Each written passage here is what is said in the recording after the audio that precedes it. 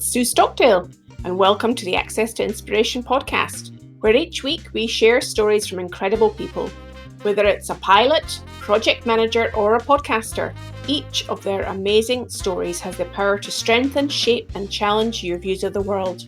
I hope that the conversation ignites new possibilities within you and causes you to reflect and think.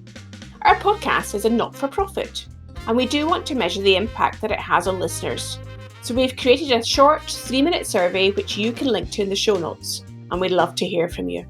You know, we're always on the lookout for interesting and inspiring guests, and today's guest is no exception to that.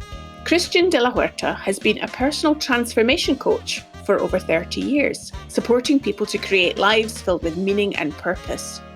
He is also a TEDx speaker, and in his latest book, Awakening the Soul of Power, it got great reviews, including one from singer Gloria Estefan, who described it as balm for the soul of anyone searching for answers to life's difficult questions. That got me curious, and I'm really interested to learn Christian's story today and how he transformed from a shy introvert to a successful motivational speaker. Welcome to the podcast, Christian. Thank you so much. I really appreciate the opportunity to be here speaking with you. Now, you describe yourself, as I mentioned in the intro there, as a personal transformation coach. I'm wondering how you define transformation. Well, the word that is most commonly compared to is change. For me, transformation is a deeper, more permanent state of being. So what I have been supporting people to do for the last 30 years plus has been transforming from lives of self-doubt, self-questioning, self-hatred even, to lives of self-confidence, from a sense of disempowerment, disconnectedness, to an experience of personal empowerment and connectedness to in every sense of the word, to ourselves, to others, to something greater than ourselves. So those are just a couple of examples of what transformation means to me. So really, in a way, what you're saying is once people change, they don't go back when they're transforming. Exactly. It's almost like an irreversible leap in consciousness. And yeah, sometimes we forget and we react and fall back into old bad patterns of being. But what we do now is we catch it in the moment and we correct it. We make amends. We clean it up. As opposed to the way that we were doing it before, where it was just mostly driven by subconscious stuff that we weren't even aware of. Well, I'm going to be intrigued to find out more about that in our conversation in a little bit, Christian.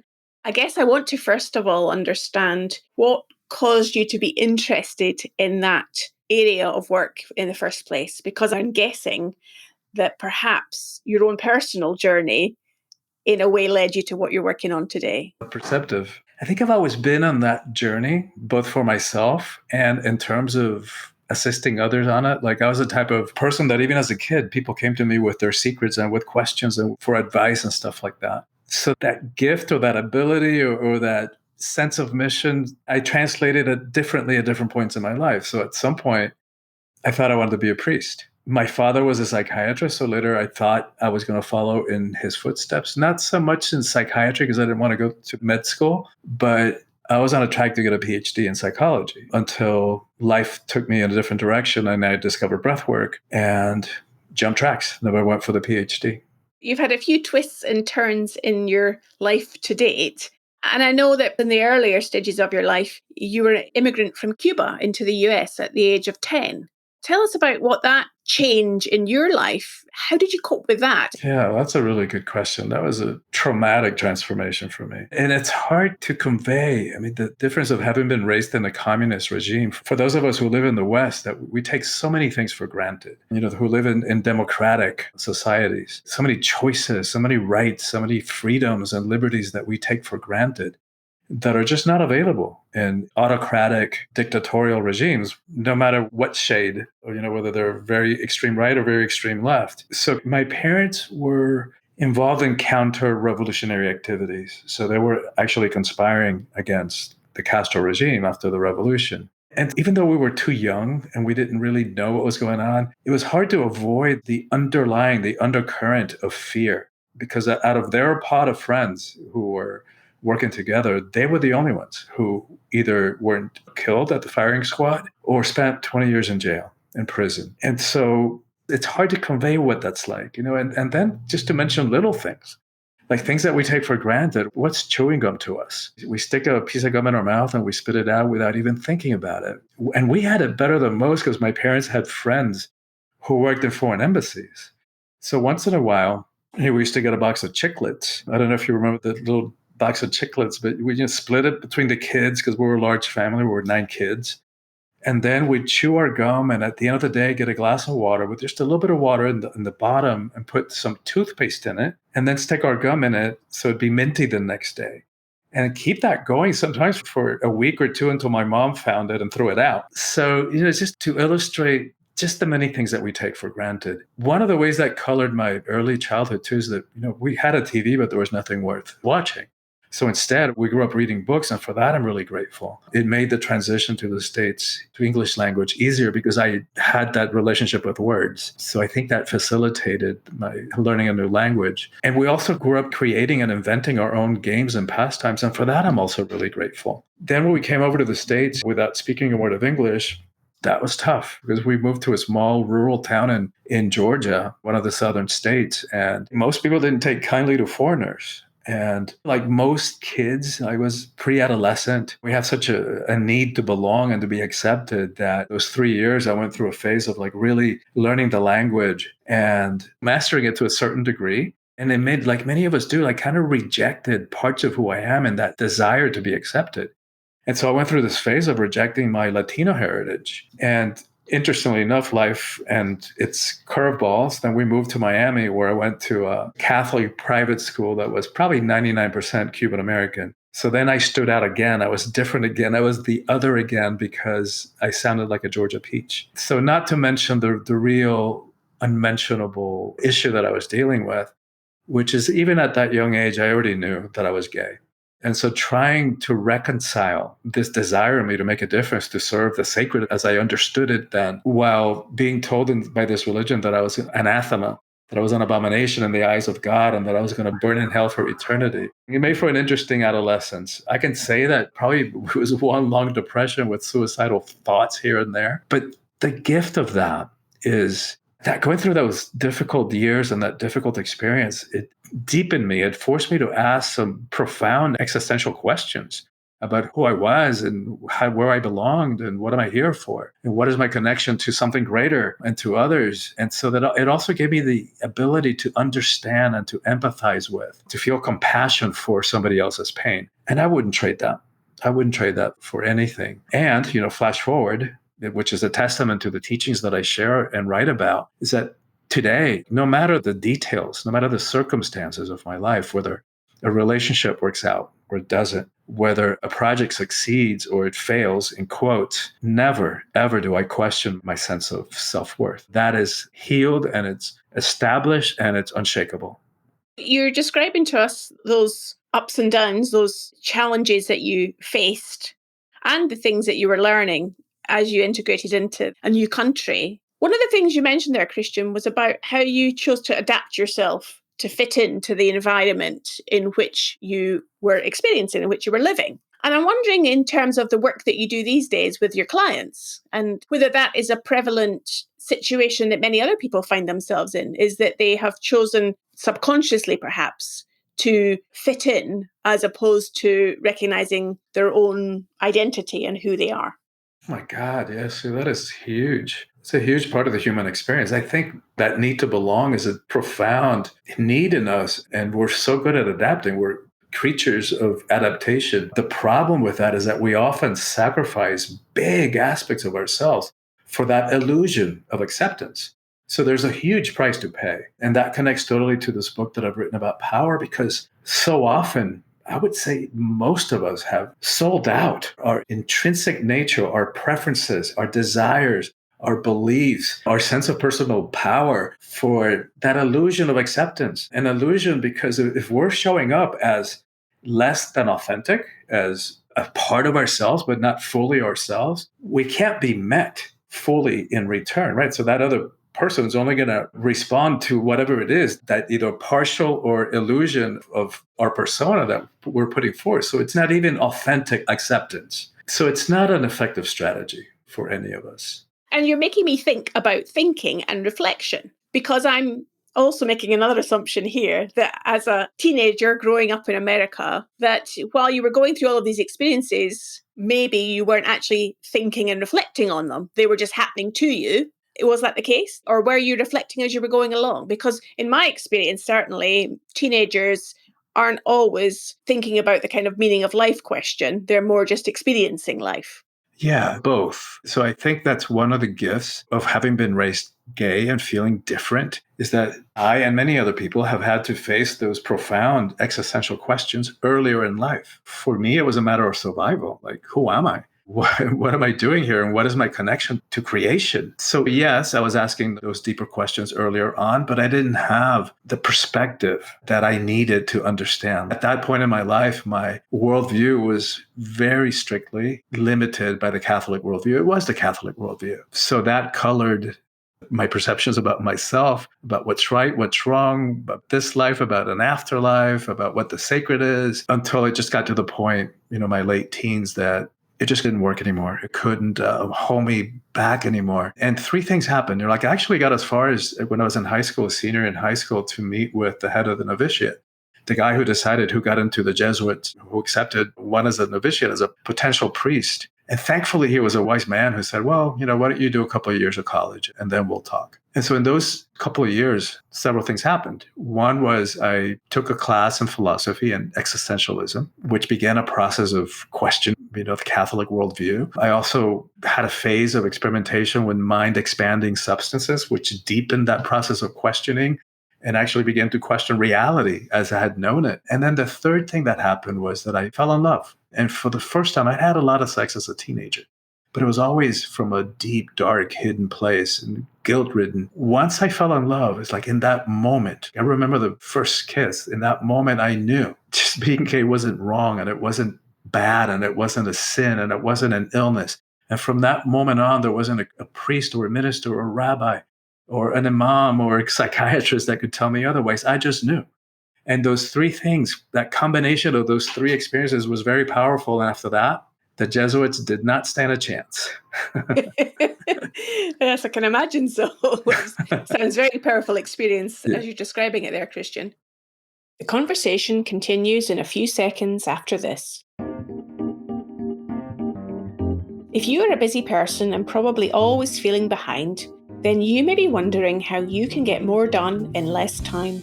One solution is working with a virtual assistant. They can help with social media, graphic design, customer service, copywriting, digital marketing, and many more tasks. iWorker is a social enterprise that connects you to talented remote workers from countries in crisis. Most of their team come from Venezuela, a country facing dire economic circumstances. By hiring from iWorker, like we do, you'll get back some time for yourself and help to change a life. Find out more by listening to episode 20, where I spoke to co-founder John Miles, or you can look at their website, iworker.co, to find out more. Now back to the podcast.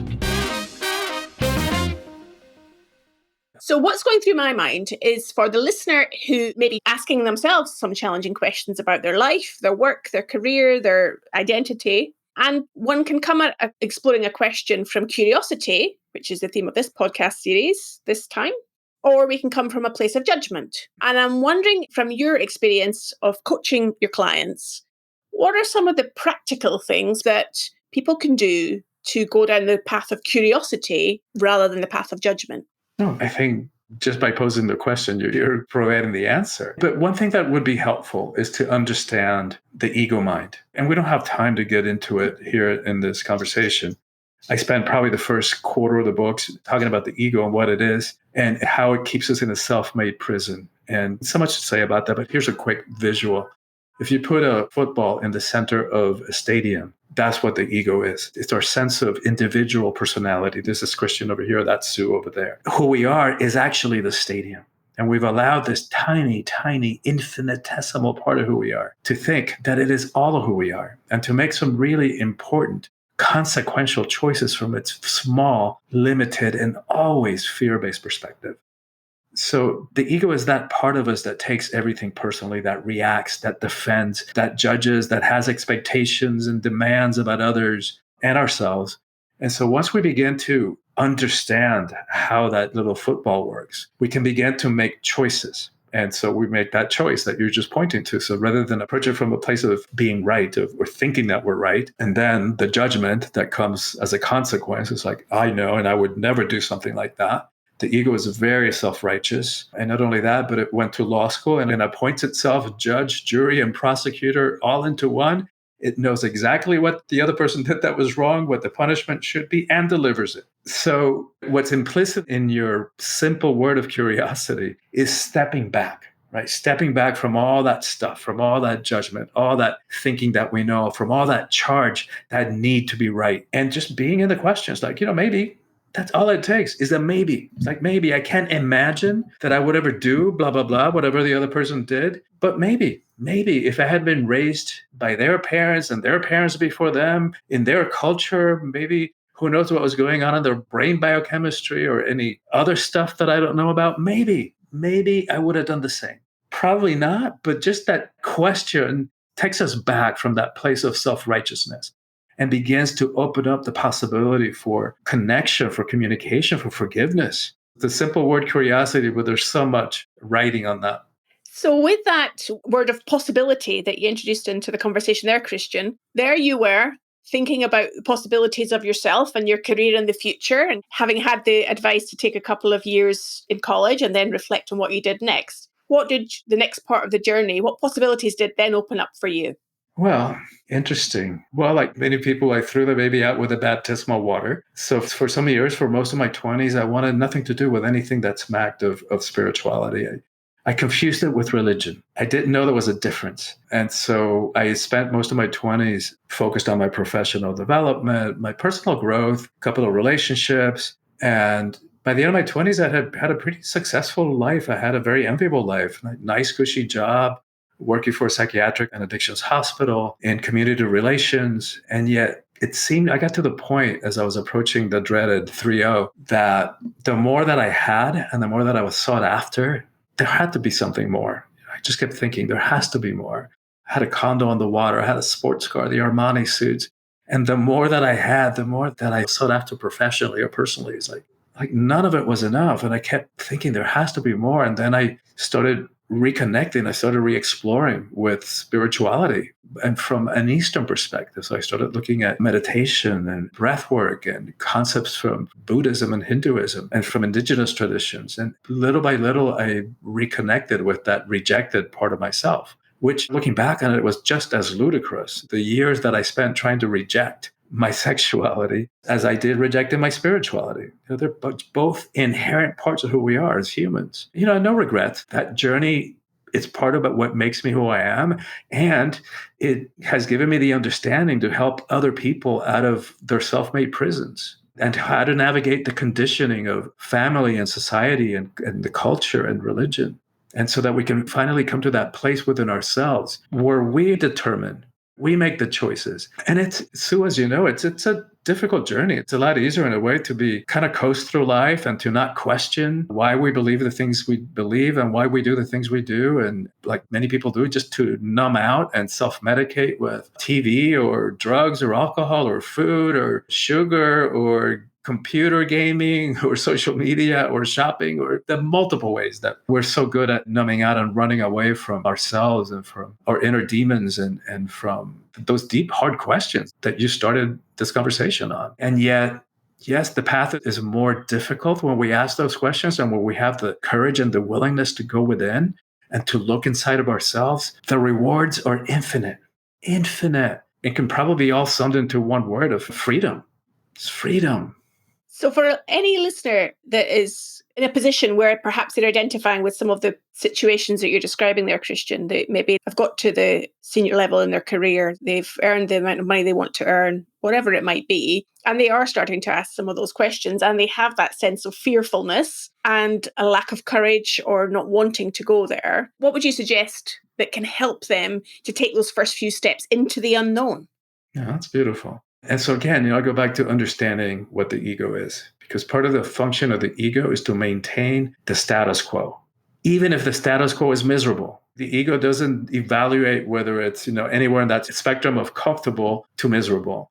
Its job is to maintain things the way that they are. So anything that signifies change or the possibility of change, it's going to be threatened. So start there. So understanding that the other part of us, the larger part of us, the stadium part of us is not only not afraid of change, but we're actually cliff divers. We're looking for that sense of adventure. So we know that when we dive off that cliff into the unknown, the net will appear, or better yet, the wings are going to sprout and we're going to soar.